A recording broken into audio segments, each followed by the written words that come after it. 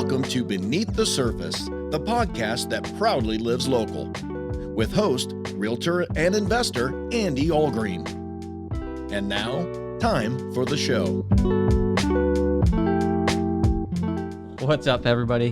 My name is Andy Algreen. I'm a local realtor and investor here in Monroe, Iowa, and welcome back to another episode of the Beneath the Surface podcast.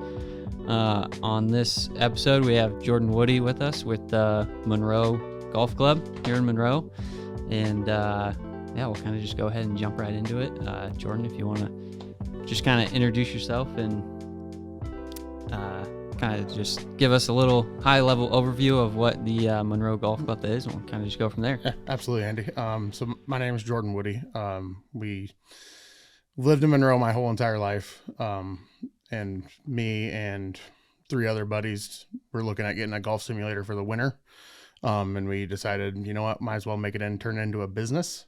So we purchased the old Monroe State, or it was an old bank building that we purchased, and we did a complete gut job in 2021 or 2020, right during the pandemic, and got it all stripped out and redone. And then we opened for business January 1st of 2021 and been open ever since. We have two full bays, with Unicore software in it. We also have two 70-inch TVs with YouTube TV, hooked up with it. So if you want to come up, watch a football game, watch a basketball game, whatever, you're more than happy to come up and do that and play golf, and while you're doing that also.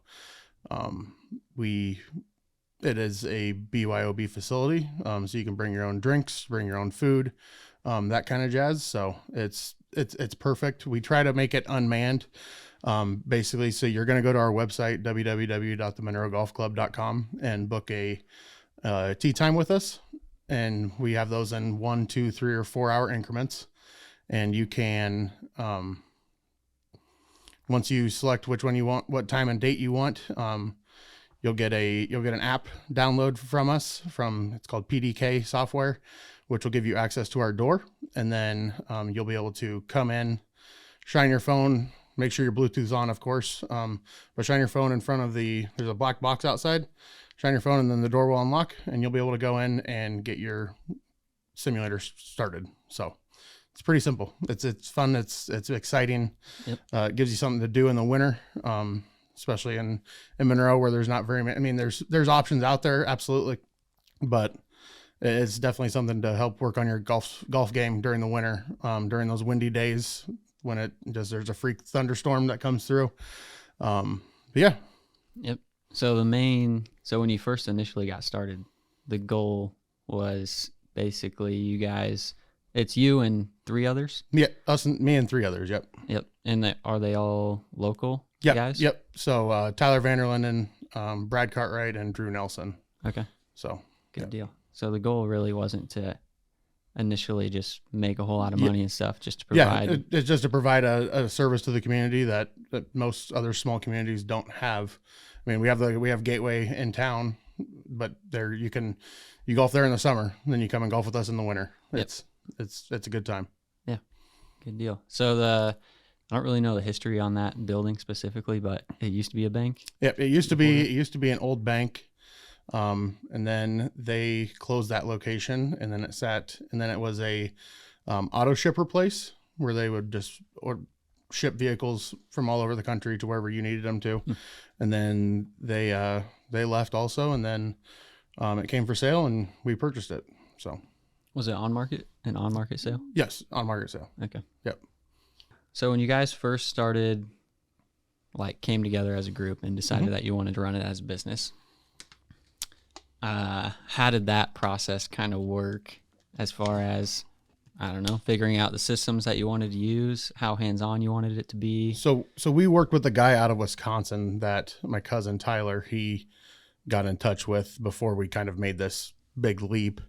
And we worked with him. He basically sold us a package that had everything in it to go, like to start your simulator, like your launch monitor, your PC, screen, projector, everything.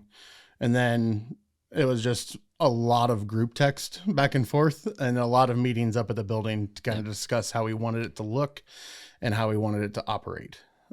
So like we all four of us, we have regular jobs. This is just a side business. And we like the fact that we can make it unmanned, so we don't have to pay an extra person to just sit up there. Yeah. You don't have to have staff. Yeah. We don't have to staff it or anything. One of us is normally around on the weekends or whenever. So we can just run uptown. We all live within 5 miles of here. So we can all make it. Yeah. So, regardless of if when something it happens is. or. Yeah, absolutely. Yeah. Yep. So there's 2 bays. Yep. How did you guys, was the initial plan to just start with one? Yep. The initial plan was to start with 1 bay, which when we opened on January 1st, we had 1 bay done and ready to go. And then we launched our winter league, and that filled up. We capped it at 20 teams, and that filled up in 3 days.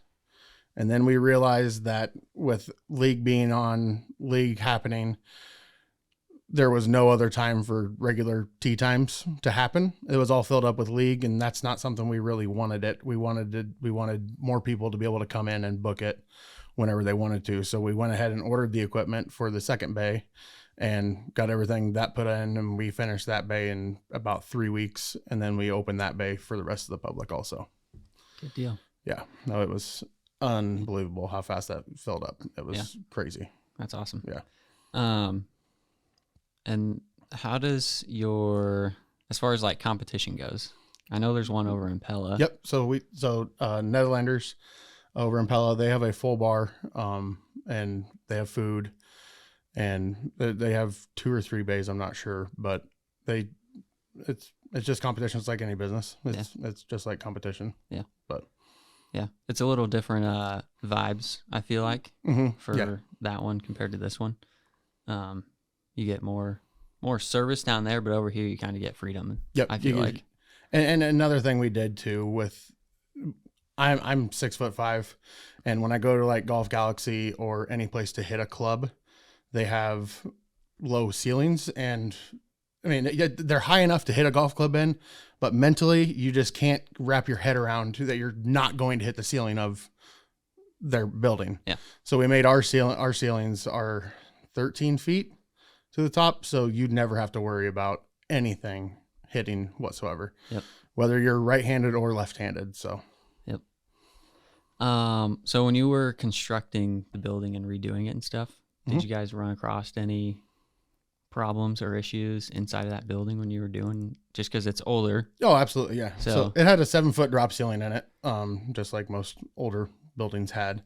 And it was it was just a lot of demo and a lot of old insulation, and it was definitely needed a full gut job, which we did. Yeah. And the only thing we got rid of the drive-through window that used to be there, and we covered that up. But got it. Did you guys get any as far as like support from the community when you were constructing it, or like grants or? Absolutely. Yeah. We applied for the JEDCO grant, which is a grant through the Jasper County Economic Development Group. And they gave us a grant to help renovate the outside of our building. So we're much more visible on Google Maps, and you actually know where we're at now. Cause when we first opened, it was the same colors as the old bank was. It was like a pale, I wouldn't say pale. It's probably like a white tan with red trim, and you could tell where the old logo for the bank was at, and it just didn't look that well. So we got the grant, and then we had DP Construction. They came in and helped put our new. They retrimmed the whole outside, and then retinned the whole entire length of it, and then had it painted. And we had Bob Van Ryswijk, he made our sign for us, so it turned out really well. A lot of help from the community, and it was great. Bob Van Ryswijk lives in Monroe? Yep, he lives in Monroe. Good deal. And is that his business? Yep, he does laser cutting and stuff like that. Oh, okay. Yeah. Cool. So you guys have been in business essentially since January 1st of 21. January 1st of 2021. Yep. And how have you seen from the start of then to now, like as far as business and like volume of business, how has that been going? Business wise, the winter is definitely busier than all get out. The summer is definitely a slowdown. To help cope with that, we've hosted birthday parties. We did a March Madness watch party on a Saturday. And then we had when RVTV came to town, we had a closest to the pin contest. When Old Settlers happens here in Monroe in August, we have a long 5-iron contest. Whoever wins, they get free simulator time. Okay. So we just try to get as many people in that building as we can, as much exposure as we can, to help kind of offset the summer slowness that we've experienced. Yeah. You guys do your own marketing, like yes. yourself? Yep, we do our own marketing. We did have Hot Soup Media come in and do a short video on us, which definitely helped. We posted that to our Facebook account and definitely helped drive in some more business. We were reaching people from Des Moines to Newton to Knoxville to Pella, where we're all over. Okay. I've also dove into the Facebook ads, and Facebook has a phenomenal business center where like it's a whole portal that you can go to, and you can, if you put an ad out, you can target, you want 25 miles within Monroe zip code, and it will target all that surrounding area. Mm-hmm. And then it's really cool to see what kind of reach you can get with that ad too. Cause like when we did our winter league post for this year, we boosted it and we reached, I think 75,000 people, which I mean, it's unbelievable. You can't get that in this time of day, in this day and age with newspaper or anything like that. So yeah. I mean, Monroe's 2,000 people. Yeah, exactly. So. Monroe's that's town of 2,000, and it's 75,000 was incredible. Yeah, and it's cool too because you can go in and look at all the analytics. Oh, absolutely. Inside of that. Absolutely. So, yeah. So this is essentially a part-time job ish for all four of you guys. Absolutely. Yep. What do you do full-time? My full-time job, I'm a key account manager for Crow Wholesale, which is a division of Brownells. Which is, we all fall under the same umbrella, which is the Second Adventure Group. So we sell guns, ammo, reloading supplies, that kind of stuff for Second Amendment type things. Mm-hmm. So, and we sell to businesses all over the country, all 50 states, Alaska, Hawaii. It's a fun time. Yeah. Is it you work from home then? Yep. I work from home. I have to go in the office 6 days a month, but other than that, it's pretty great. Yeah. Where's the office? Grinnell. So Grinnell. Okay. With the closing of Highway 14, it's going to be a challenge to get there, but we'll get there eventually. Yeah, definitely. And then the other three guys, Brad, he does construction and has a bunch of rental properties and stuff like that. My cousin Tyler, he does construction and has rental properties also, and it's all over Jasper County, and there's some in Polk County even also. And then Drew, he works for the state of Iowa, so and IT. Okay. Yeah. So we've got a pretty good understanding of, like, when we have an IT issue, we contact Drew or myself. And then if we have any construction issues, we contact Brad or Tyler and we get it fixed. And it's a pretty good team that we have. So yeah, that's good. You guys all kind of have your own different roles within it. Yep. Absolutely. For sure. I own a short-term property management business. Oh, awesome. And it's kind of the same deal where we have 4 guys on our team also. And we don't have like a physical building or anything, but we all have different types of roles that we play within it. So like I do onboarding of clients. Colin Chestnut does, like, he works with the cleaners specifically because that's almost a whole nother business itself. Oh, absolutely. I can only imagine.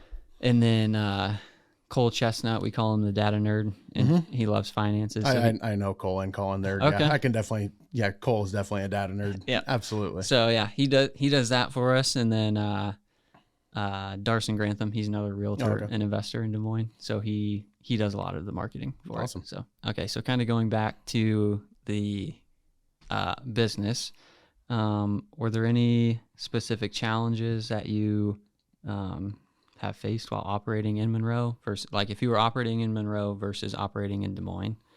Are there pros, cons to that? Yes and no. I mean, I don't with being in Monroe, we definitely get a good reach. We get definitely phenomenal community support. I wish more people would come up and use it. And because everybody's golfing these days. During the pandemic, that was basically the only thing you could do. Was go outside and golf and stay 6 feet apart and ride on your own cart and that kind of jazz.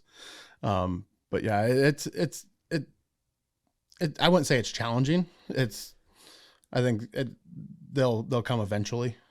Would you say you get a lot of like people that come like 1 or 2 times? Yes. Type deal. Yep. And then So we get a lot of people from Newton actually that they'll come, and we run a weekend special also where it's, so you can book our front bay for $70 from 9 a.m. to noon.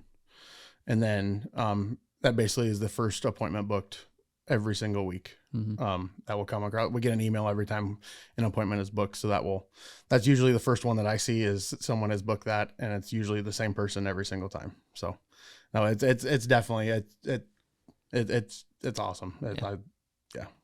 Do you or anyone else like own a business on the square or in Monroe, in Jasper County or anything like that? Nah, I wouldn't say a business like we have, no, but like Brad has his rental properties. Tyler has his rental properties. Yeah. But that's about it. Yeah. No other small town type. No. Yeah. I guess, how do you think, so I've only been in Monroe for almost 3 years now. So obviously newer. Yep. Absolutely. Newer to that community. Still learning a lot of the history of the buildings and stuff like that. How do you think that like the uplift of the Monroe Golf Club and the facelift of the front of it has it, you think it's impacted the city of Monroe? I think it absolutely has. I mean, you drive through, we're 20 minutes from Knoxville, 20 minutes from Newton. I mean, during the summer, this Highway 14 is jam-packed full of cars, and they drive by and they used to see it was all just kind of little run down. And now they see that it's all getting spruced up and making it look nice and making Monroe a friendly community to come be a part of.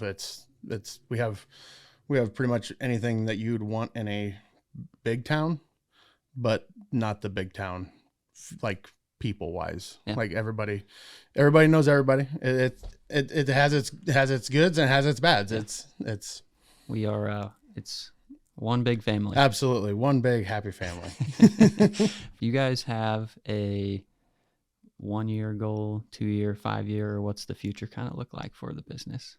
So we have a back area that we would like to turn into another bay, like a private bay that, I mean, they're private now. It's just, we basically have a door on it where you could have a party and not have to worry about other people coming in while you're in there. That's definitely, and we'd like to do that. It's just a matter of getting having the financials to do it. Yep. But other than that, it's great. It's doing what we want it to do, and it's paying the bills. So that's all that matters to us. Good deal. Yeah.